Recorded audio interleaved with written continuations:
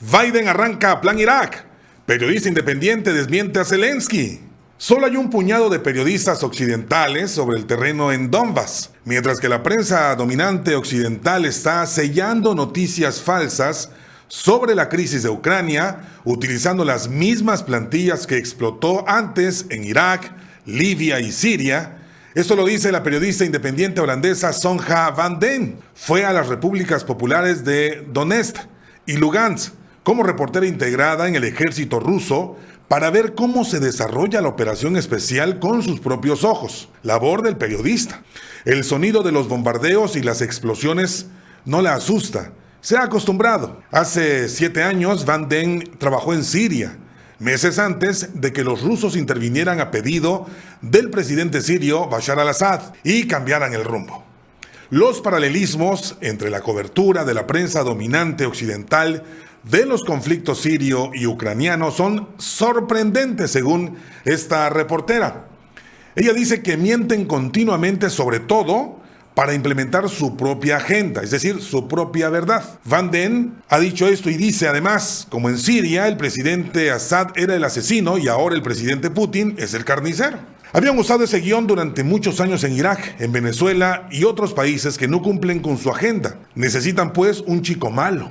Pero ellos, los medios, habla de los medios, ni siquiera están ahí en el terreno. Solo un puñado de periodistas de Occidente están aquí. Graham Phillips, Patrick Blancarten, Laur Bonnell y yo, dijo.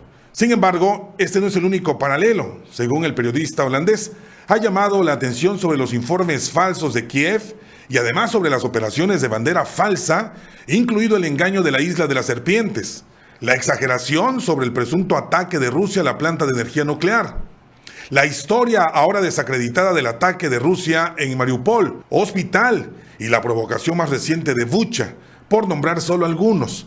Van den dice que se parece tanto a las banderas falsas de los yihadistas como a los ataques con gas organizados por los cascos blancos.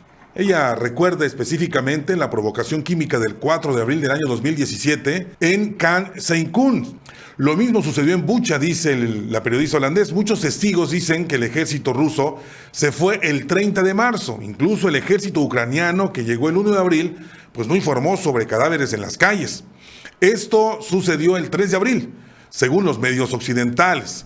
Además, la evidencia es diciendo que los cuerpos tenían brazaletes blancos, el símbolo del ejército ruso. Los soldados los usan. Entonces, ¿los soldados están matando a los ucranianos rusos?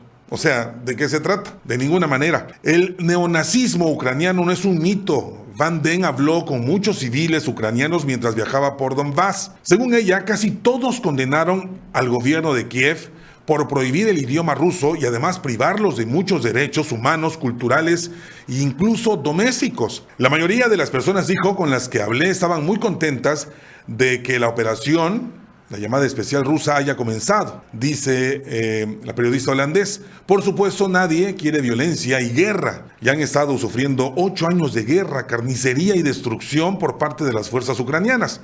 Lo peor fueron los batallones nazis que luchaban junto con el ejército regular. El neonazismo ucraniano no es un mito, enfatiza Van den. Cuando visitó la ciudad portuaria ucraniana de Odessa en el año 2016 y también en el año 2017, notó el sentimiento fascista que se ha estado extendiendo por todo el país durante bastante tiempo. En realidad, el nazismo ucraniano ha estado allí desde la Segunda Guerra Mundial, dice esta periodista. Los sucesores ideológicos de Stepan Bandera, la organización de nacionalistas ucranianos, la 14 División de Voluntarios y el batallón Nashtigal pasaron a la clandestinidad durante el periodo soviético. Sin embargo, después de muchos años, estas fuerzas vuelven a estar vivas y Estados Unidos, el Reino Unido y la Unión Europea las utilizan para desestabilizar Ucrania, dice. Antes, estos actores geopolíticos occidentales, muy en la misma línea, utilizaron a los islamitas para derrocar a Assad, agrega la periodista. Según Van den, después de llevar a cabo un golpe de Estado en Ucrania